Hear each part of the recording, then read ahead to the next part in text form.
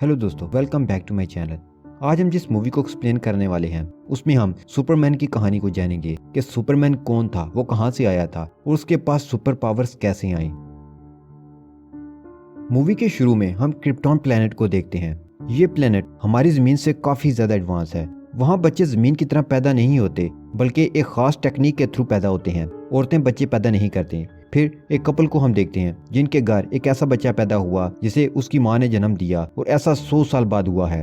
वो इस बच्चे का नाम कॉल एल रखते हैं। कॉल एल के फादर जिनका नाम जोरल है, वो एक साइंटिस्ट हैं और आला काम के पास जाते हैं। सब लोग बहुत ही ज्यादा परेशान हैं क्योंकि क्रिप्टॉन सियारे के सेंटर में बहुत ज्यादा माइनिंग की गई जिसकी वजह से उसका बैलेंस आउट हो गया है और जल्द ही ये डिस्ट्रॉय होने वाला है। यहाँ जोरल आला हुकाम से कहता है कि मुझे कोडेक्स दिया जाए ताकि मैं अपनी नस्ल को बचा सकूं। दरअसल कोडेक्स डीएनए की कॉपी होती है जिससे किसी भी दूसरे प्लेनेट पर अपनी नस्ल को बचाया जा सकता है। वो लोग उसे कोडेक्स नहीं देते तो तभी वहाँ गैरेट जॉर्ड आ जाता है। वो गुस्सा होता है कि जल्द ही ये प्लेनेट तबाह होने वाला है और हम कुछ नहीं कर रहे। वो बारी बारी आला काम को मार देता है। जॉर्ड और जोरेल एक दूसरे के दोस्त हैं। जोरेल एक अच्छा इंसान है, वो सबको बचाना चाहता है। दूसरी तरफ जॉर्ड सिर्फ इन लोगों को बचाना चाहता है जो हाइब्रिड हैं। हाइब्रिड वो लोग हैं जो नेचुरली पैदा नहीं हुए, जो लेबोरेटरी में आर्टिफिशियली एक्सपेरिमेंट के जरिए यानी आर्टिफिशियली पैदा हुए हैं। जॉर्ड के लोग जोरेल को पकड़कर ले जाते हैं और उसे कैद कर देते हैं, लेकिन वो वहां से भाग जाता है। फिर वो समुद्र के अंदर पानी में छलांग लगा देता है और उस जगह पहुंच जाता है जहां बच्चे आर्टिफिशियली पैदा होते हैं। इन सब बच्चों का एक ही सोर्स है, कोडेक्स। तो जोरेल कोडेक्स को लेकर अपनी वाइफ और बच्चे के पास आता है। वो अपने बच्चे के जीन्स चेंज करता है और उस कोडेक्स की पावर उस बच्चे के जीन्स में ट्रांसफर कर देता है जिससे वो बच्चा पावरफुल हो जाता है। फिर वो एक फ्लाइंग ऑब्जेक्ट में बच्चे को डालकर जमीन की तरफ भेज देता है क्योंकि प्लेनेट तबाह होने वाला है। दूसरी तरफ जॉर्ड को जब इस बात की खबर होती है तो वो जोरेल के पास आता है। उसे बहुत गुस्सा आता है। वो उससे पूछता है कि तुमने क्यों कोडेक्स चुराया और फिर वो जोरेल को मार देता है। वो उसकी वाइफ से पूछता है कि बच्चे को कहाँ भेजा है। वो उसे कहती है कि तुम्हें कभी पता नहीं चलेगा कि वो कहाँ गया। फिर वो उसे भी मार देता है। यहाँ जनरल जॉर्ड और उसके आदमियों को प्लेनेट की प्रोटेक्शन टीम पकड़ लेती है। वो उन्हें सजा के तौर पर बर्फ में फ्रीज करके 300 चक्रों के लिए स्पेस में छोड़ देते हैं। फिर हम देखते हैं कि प्लेनेट क्रिप्टॉन तबाह हो चुका है। इस वाकया के कुछ साल बाद का सीन दिखाया जाता है। कॉल एल, जिसका नाम जमीन पर क्लार्क केंट है, वो एक आम से स्कूल में नॉर्मल बच्चों के साथ पढ़ रहा है। उस बच्चे में बहुत ज्यादा पावर्स हैं। ये छोटी से छोटी आहट को भी सुन सकता है और आर पार की चीजों को भी देख सकता है।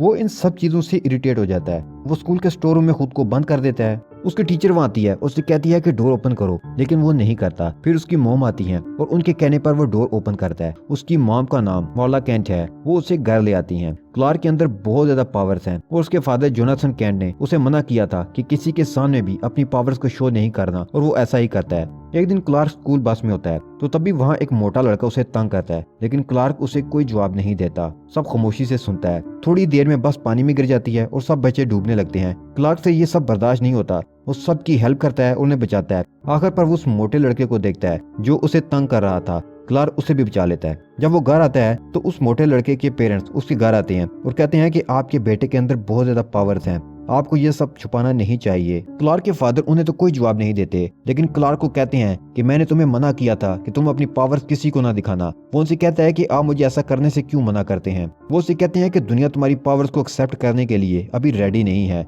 वो उदास होता है और उनसे पूछता है कि मैं नॉर्मल बच्चों की तरह क्यों नहीं हूँ। अगर मैं इन बच्चों की हेल्प नहीं करता तो क्या उन्हें मरने के लिए छोड़ देता। क्लार्क उदास होता है। उसकी उदासी देखकर उसके फादर उसे एक ऐसी जगह ले जाते हैं जहाँ एक स्पेसशिप है। वो उसे एस शक्ल के साइन की एक की देते हैं और कहते हैं कि ये भी स्पेसशिप के साथ आई थी। वो कहते हैं कि मैं धातुओं के साइंटिस्ट के पास ये की लेकर गया, लेकिन उसने कहा कि ये मेटल हमारे प्लेनेट की नहीं है, किसी और प्लेनेट की है। यानी कि तुम किसी दूसरे प्लेनेट से इस स्पेसशिप में यहाँ आए हो, वहाँ तुम्हारे पेरेंट्स होंगे और उन्होंने तुम्हें यहाँ भेजा। शायद इस सब के पीछे उनका कोई मकसद हो और तुम उस मकसद को ढूंढकर पूरा करो। अब हम देखते हैं कि क्लार्क बड़ा हो चुका है और वो अपनी फैमिली के साथ कहीं जा रहा है। रास्ते में टोर्नेडो आ जाता है और सब लोग भागकर पुल के नीचे छुपना शुरू कर देते हैं। क्लार्क की फैमिली भी गाड़ी से बाहर आ जाती है। तभी उसके फादर को याद आता है कि डॉग गाड़ी के अंदर ही रह गया है। वो उसे लेने जाते हैं। इसी दौरान उनका पाँव फंस जाता है और फ्रैक्चर हो जाता है। क्लार्क अपने फादर की हेल्प करना चाहता है, लेकिन उसके फादर उसे इशारे से मना कर देते हैं। वो नहीं चाहते कि इस टाइम दुनिया को उसकी पावर्स का पता चले। क्लार्क के फादर की डेथ हो जाती है और इस इंसिडेंट से वो बहुत ज्यादा दुखी हो जाता है। उसके बाद वो अपनी पहचान बदलकर मुख्तलिफ जगहों पर काम करना शुरू कर देता है। कभी रेस्टोरेंट में और कभी शिप में। वो मुख्तलिफ जगहों पर काम करता है ताकि अपने आप को पहचान सके कि वो कौन है, कहाँ से आया है, उसे यहाँ क्यों भेजा गया। दुनिया में घूमते घूमते वो कैनेडियन आर्कटिक पहुंच जाता है। वहाँ बहुत सर्दी है। वहाँ लुइस नाम की एक रिपोर्टर भी आती है। दरअसल उन्हें खबर मिली होती है कि बर्फ के नीचे एक स्पेसशिप देखा गया है और इस स्पेसशिप के इर्द गिर्द जो बर्फ है वो 3000 साल पुरानी है। रात को वो देखती है कि माइनस टेम्परेचर में वहाँ पर काम करने वाला आदमी कहीं जा रहा है और ये क्लार्क है। वो आंखों की लेजर से बर्फ को मेल्ट करके स्पेसशिप में चला जाता है। क्लार्क को स्पेसशिप में एक होल नजर आता है। उसकी शक्ल उस लाकड़ की तरह है जो उसके गले में है। ये लाकड़ बचपन में उसके फादर ने उसे दिया था। होल में लाकड़ को डालने से स्पेसशिप एक्टिव हो जाती है।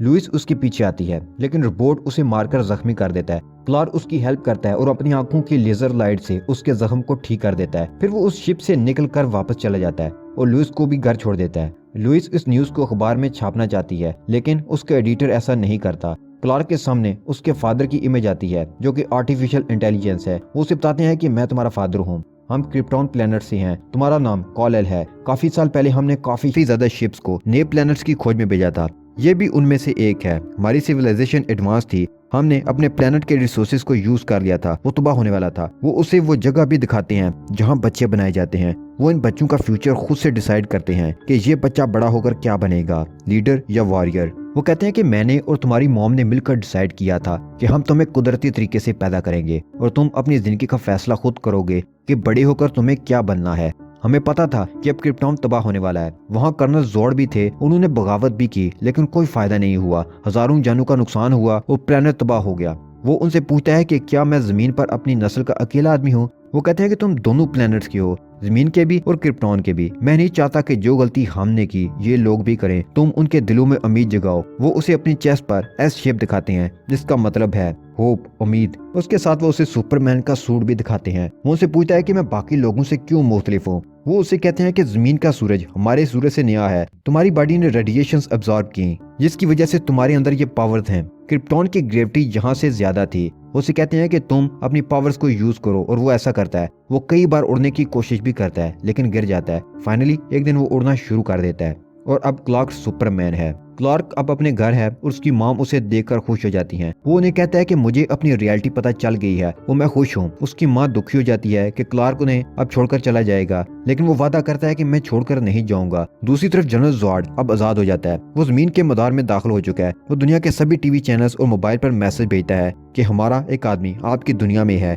जिसका नाम कॉल-एल है और मुझे वो चाहिए। अगर मुझे वो ना मिला तो मैं सारा जमीन को तबाह कर दूंगा। ये बात जब क्लार्क को पता चलती है तो वो दुनिया को बचाने के लिए एज ए सुपरमैन आर्मी के सामने सरेंडर हो जाता है। जनरल जॉर्ड के दो सिपाही लुइस लेन और क्लार्क को अपने साथ ले जाते हैं। वो लुइस को एक एडवांस हेलमेट पहना देते हैं क्योंकि वहाँ के एनवायरनमेंट में सिर्फ क्रिप्टॉन प्लैनेट के लोग ही सांस ले सकते हैं।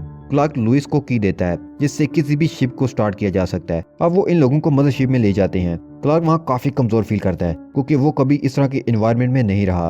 वो क्लार्क का ब्लड सैंपल भी लेते हैं। जनरल जॉर्ड उसे कहता है कि मैं जमीन को तबाह करूंगा और वहाँ क्रिप्टॉन प्लैनेट बसाऊंगा जिसके लिए मुझे कोडेक्स की जरूरत है, तुम मुझे वो दो। क्लार्क कहता है कि मुझे इस बारे में कुछ भी नहीं पता। वो उसे कहता है कि मैं तुम्हारा भी वही हशर करूंगा जो तुम्हारे डैड का किया था। क्लार्क को अब पता चल जाता है कि उसके फादर को जॉर्ड नहीं मारा था। वो क्लार्क को बताता है कि जब हमारा प्लेनेट तबाह हुआ तो हम भी आजाद हो गए। हम भूखे प्यासे के प्लेनेट्स पर जिंदगी की तलाश में फिरते रहे लेकिन जिंदगी नहीं मिली। 33 साल बाद जब तुमने स्पेसशिप को एक्टिव किया तो हमें तुम्हारी लोकेशन मिली। दूसरी तरफ लुइस को इन लोगों ने कैद किया है। उसे वही होल नजर आता है जिस तरह की उसके पास की है जो सुपरमैन ने दी। वो की इस होल के अंदर डाल देती है। तभी जॉल-एल की इमेज आती है। वो उसकी हेल्प करते हैं और एक छोटे शिप से लुइस को जमीन की तरफ भेज देते हैं। क्लार्क को उसके फादर कहते हैं कि शिप का दरवाजा तोड़ दो। वो ऐसा ही करता है तो सामने सूरज होता है। अब वो उसकी रेडिएशंस एब्जॉर्ब करता है और फिर से पावरफुल हो जाता है। क्लार्क को पता चलता है कि लुइस का फ्लाइंग ऑब्जेक्ट तबाह होने वाला है। वो उसकी हेल्प करता है और उसे बचा लेता है। जनरल जॉर्ड सुपरमैन के घर आ जाता है। वो उस स्पेसशिप को भी देखता है जिसमें सुपरमैन बचपन में प्लेनेट अर्थ पर आया था लेकिन उसे कोडेक्स नहीं मिलता। वो वहाँ सुपरमैन की मॉम को भी टार्चर करता है। वो उन्हें मारने वाला था कि सुपरमैन वहाँ आ जाता है और जोर से फाइट शुरू कर देता है। इस दौरान जॉर्ड का हेलमेट टूट जाता है और उसे सांस लेने में मुश्किल हो जाती है, इसलिए उसकी आर्मी उसे वापस ले जाती है। अब जॉर्ड का साइंटिस्ट उसे बताता है कि असल में कोडेक्स सुपरमैन के ब्लड में है, इसलिए हमें वो जिंदा चाहिए या मुर्दा। जॉर्ड जमीन पर 2 टावर्स लगा देता है जो एक दूसरे से कनेक्टेड हैं और जमीन का एटमॉस्फेयर क्रिप्टॉन की तरह कर रहे हैं। अगर मुकम्मल तौर पर ऐसा हो गया तो जमीन के लोग मारे जाएंगे। सुपरमैन को जब ये पता चलता है तो वो एक प्लान बनाता है। जिस स्पेसशिप में वो बचपन में आया था उसे आर्मी को देता है और कहता है कि इसे एक टावर से टकरा कर उसे तबाह करना और दूसरा टावर इंडियन ओशन में है उसे मैं तबाह करूंगा। और वो ऐसा ही करता है। जॉर्ड के दोनों टावर्स तबाह हो जाते हैं और वो गुस्से में आ जाता है। अब वो सुपरमैन का मुकाबला करने खुद आता है। वो सुपरमैन को कहता है कि मैं क्रिप्टॉन के लोगों को बचाना चाहता था, लेकिन तुमने ऐसा नहीं करने दिया। अब इन दोनों के दरमियान फाइट शुरू हो जाती है। इससे पहले कि जॉर्ड जमीन के कुछ लोगों को मारता, सुपरमैन जॉर्ड की गर्दन तोड़कर उसे मार देता है। वो उनके एक सैटेलाइट को तबाह कर देते हैं और मिलिट्री अब भी सुपरमैन पर नजर रखे हुए थी। वो जनरल को बताता है कि जितना ये मुल्क तुम्हारा है उतना मेरा भी है, मैं यहीं पला बड़ा, इसलिए सरकार को ये बात समझा दो। आखिर में दिखाया जाता है कि सुपरमैन क्लार्क के नाम से लुइस के न्यूज़पेपर में उसके साथ काम करता है और यहीं पर यह मूवी खत्म हो जाती है।